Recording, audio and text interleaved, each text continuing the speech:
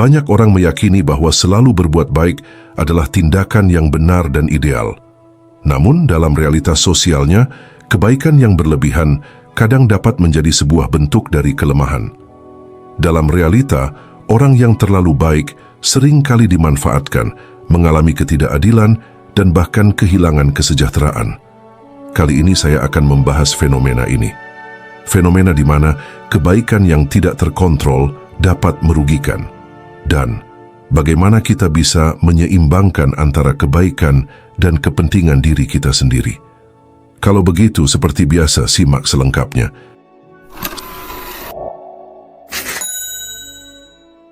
Secara moral dan etika, kebaikan adalah nilai yang dijunjung tinggi di berbagai budaya dan agama.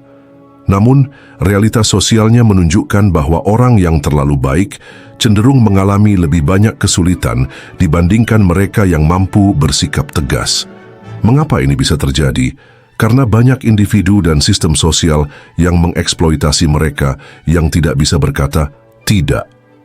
Beberapa studi psikologi telah menemukan bahwa orang dengan tingkat keramahan, kepedulian, dan keinginan untuk menyenangkan orang lain yang tinggi seringkali mengalami beberapa dampak negatif, seperti pendapatan lebih rendah, kerentanan terhadap eksploitasi, kurangnya penghormatan dari orang lain, hingga meningkatnya stres dan keletihan secara emosional.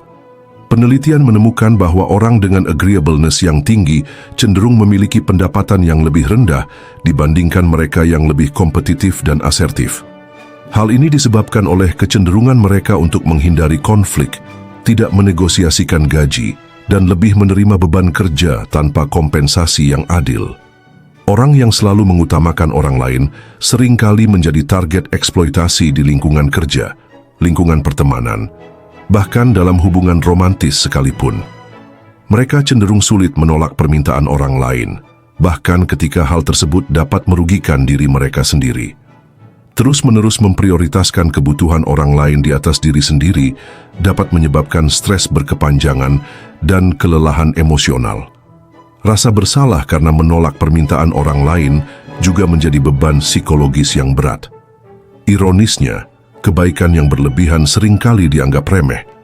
Dalam psikologi sosial, fenomena ini dikenal sebagai nice guy syndrome, di mana orang yang terlalu baik justru dianggap lemah, bahkan kurang menarik. Namun mengapa orang menjadi terlalu baik? Ada beberapa alasan mengapa seseorang cenderung terlalu baik, antara lain pendidikan dan lingkungan, ketakutan akan konflik, ketergantungan emosional, hingga harapan sosial. Banyak orang diajarkan sejak kecil bahwa bersikap baik tanpa syarat adalah hal yang benar. Menghindari konflik dan konfrontasi juga membuat seseorang lebih memilih untuk selalu menyenangkan orang lain. Beberapa orang merasa bahwa nilai diri mereka bergantung pada seberapa banyak mereka dapat membantu orang lain. Norma sosial seringkali memberikan tekanan bagi seseorang untuk selalu menjadi orang yang baik dan tidak egois. Lalu bagaimana menyeimbangkan kebaikan dan kepentingan diri sendiri? Agar tidak jatuh dalam perangkap terlalu baik, penting untuk menemukan keseimbangan antara empati dan ketegasan. Belajarlah untuk mengatakan tidak. Menolak bukan berarti menjadi orang jahat. Pelajari cara menolak dengan sopan tetapi tetap tegas. Tetapkan batasan yang jelas. Tentukanlah sejauh mana kita bersedia membantu orang lain tanpa mengorbankan kesejahteraan diri kita sendiri. Prioritaskan diri sendiri tanpa merasa bersalah. Catatan pentingnya, perlu diingat bahwa membantu orang lain tidak boleh mengorbankan kesehatan mental dan fisik kita sendiri. Kenali orang-orang yang memanfaatkan kebaikan kita. Jika seseorang selalu meminta bantuan, tetapi tidak pernah membalas, pertimbangkan kembali hubungan tersebut. Gunakanlah kebaikan dengan lebih strategis.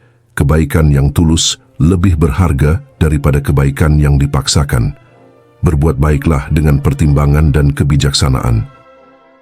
Dalam MBTI, konsep baik dan tegas bersifat subjektif, tergantung pada bagaimana seseorang mendefinisikan kedua sifat tersebut. Namun, berdasarkan kecenderungan umum dari masing-masing tipe kepribadian, kita bisa mengidentifikasi beberapa tipe yang sering dianggap sebagai yang paling baik dan yang paling tegas. Tipe yang paling tinggi dalam agreeableness, empatik, dan memiliki kepedulian terhadap orang lain ialah INFJ, INFJ, ISFJ, dan INFP. Mereka cenderung penuh kasih sayang, kepedulian, dan sangat memperhatikan perasaan orang lain.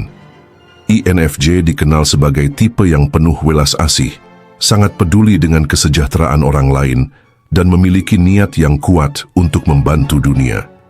Mereka sering berusaha membuat perubahan positif dengan cara yang dalam dan bermakna. Sementara INFJ adalah pemimpin alami yang sangat peduli dengan kebahagiaan dan perkembangan orang lain. Mereka sering mengutamakan harmoni sosial dan rela berkorban demi kebaikan bersama. Sementara ISFJ sangat peduli dengan orang-orang di sekitar mereka dan cenderung berusaha menjaga tradisi serta keharmonisan. Mereka menunjukkan kasih sayang dengan tindakan nyata dan pengabdian terhadap orang-orang terdekat mereka. Sementara INFP memiliki hati yang lembut dan idealisme tinggi untuk membantu sesama. Mereka sangat menghargai perasaan orang lain dan seringkali menempatkan kepentingan orang lain di atas dirinya sendiri. Di sisi lain, tipe MBTI yang paling tegas, yang paling tinggi dalam assertiveness, dominasi, dan ketegasan dalam mengambil keputusan ialah ENTJ, ESTJ, ISTJ, dan INTJ. Mereka lebih fokus pada logika, efektivitas, dan tidak ragu untuk bersikap asertif dalam menghadapi tantangan. ENTJ dikenal sebagai pemimpin yang tegas, logis, dan tidak ragu untuk mengambil keputusan sulit. Mereka sangat fokus pada tujuan dan tidak takut untuk mengonfrontasi orang lain demi mencapai hasil yang diinginkan. Sementara ESTJ sangat berorientasi pada aturan, efisiensi, dan kepemimpinan yang tegas. Mereka tidak segan untuk menegakkan standar tinggi dan mengkritik jika ada yang tidak sesuai. Lalu ada ISTJ yang memiliki ketegasan dalam mematuhi aturan dan prinsip mereka. Mereka sangat disiplin dan lebih mementingkan fakta serta logika dibanding emosi. Dan yang terakhir, ada tipe kepribadian INTJ. Mereka tidak mudah terpengaruh oleh emosi dan memiliki pola pikir strategis yang tajam. Mereka sangat tegas dalam mempertahankan visi dan tujuan mereka, bahkan jika harus berhadapan dengan konflik. Tentu saja, setiap individu memiliki variasi dalam kepribadiannya. Seorang INFJ pun bisa tegas dalam situasi tertentu, sementara seorang ENTJ pun bisa baik dan peduli tergantung pada apa konteksnya. Kesimpulannya ialah, kebaikan merupakan sifat yang luar biasa, tetapi jika tidak dikendalikan, hal ini bisa menjadi pedang bermata dua.